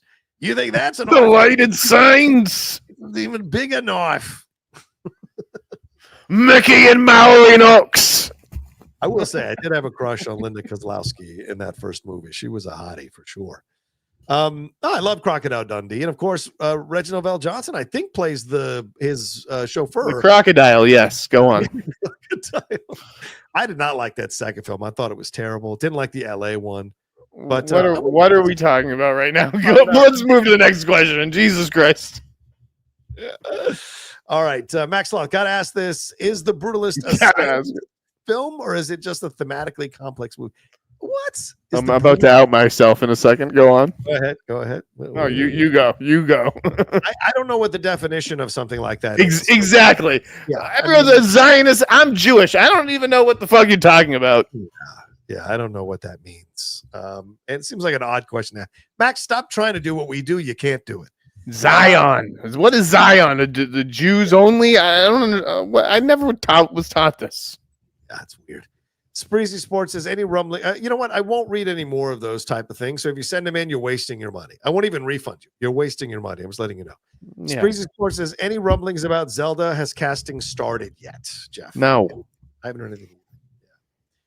Yeah. All right, let's move on to these Streamlabs and get on out of here. Fredtastic says, showing my support for the hot mic. How much impact will Sebastian Stan's nomination affect his salary with Marvel going forward? Well, I don't think it's going to affect that much. Jeff? I mean, how many more fucking projects is this guy going to be in? Like, isn't he winding down as this character? No, I think it does affect his fee, and he will get more money. Yeah. I don't think it's going to affect his fee at all. I think Marvel knows exactly what they have in Sebastian Stan, and him getting nominated for a film that nobody went to see, I don't think is going to affect his money, to be honest. If he wins, whole nother ballgame. It will affect it. Yeah. All right. Yes. I would reject that as a studio, but I get it. Big Guy says, I read an older rumor. Luca Guadagnino wants to adapt the classic German novel Buddenbrooks with American Psycho falling through. Could that be his next movie? I don't know anything about this. So No, I've been saying how many times do I have to say it's Sergeant Rock? That's what the May Memorial Day, movie's going to be. There you go, Sergeant Rock. Security guard says, maybe it's just me, but the Oscar noms, along with my personal top 10, made me to realize I don't think I really love any movies in 2024.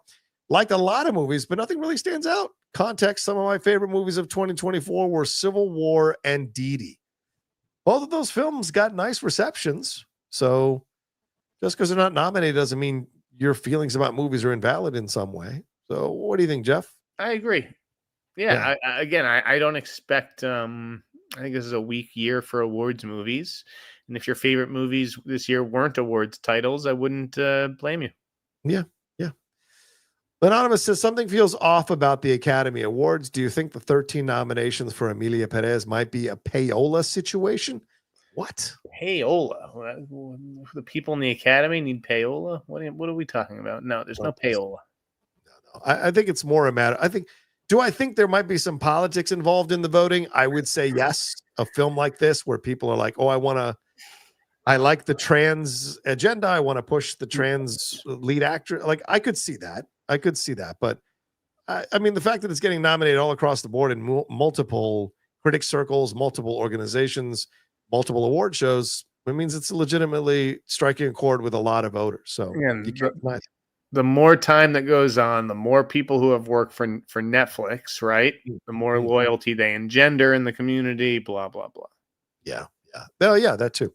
Jamela Joke says, did you see the trailer for The Girl in the Temple Pro Semite? Ooh, hi, Jamela Jokes. No, I what is The Girl in the Temple? I have no idea what that is. Never heard of it. Is that a joke? I don't know if that's a joke, so. Nerds Engaged says Terminator in 1924. Thoughts? Would you set the Terminator in 1924, Jeff? What's the story? I think I just saw that photo. It was like Wonder Woman 1894 or something. Oh yeah. I mean, it was like a cool photo, but like again, it's all about the story. It's not necessarily about the time period. All right. I think that's everything. That's thank God. Yeah, we're done here, buddy boy. All right, there you go. Didn't I tell you not to do shows back to back? You get exhausted, but you don't listen. Oh my God. All right. Thank you. I did a show this morning. I did a news bit. I'm going to be on Fox 5 News in New York City tonight again.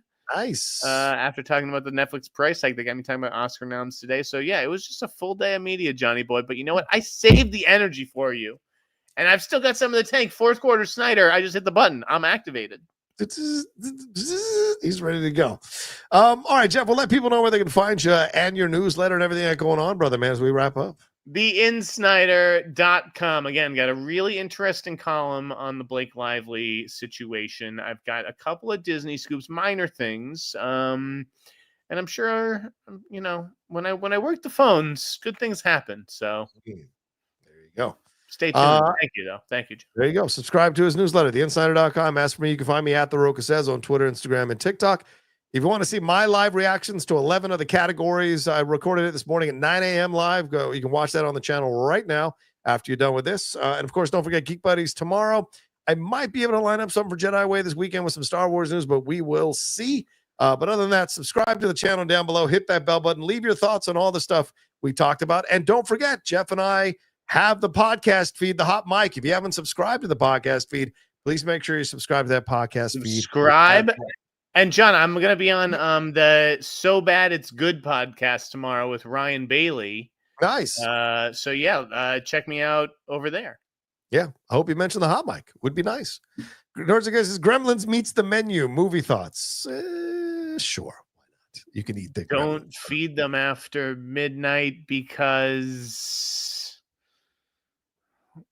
eat the rich? I don't understand. There you go. They'll eat the rich. I like that idea. All right. On that cue, let's get out of here. Thanks, everybody. Take care of yourselves. Be well. We'll talk to you next time with another brand new episode of The Hot Mic. Peace.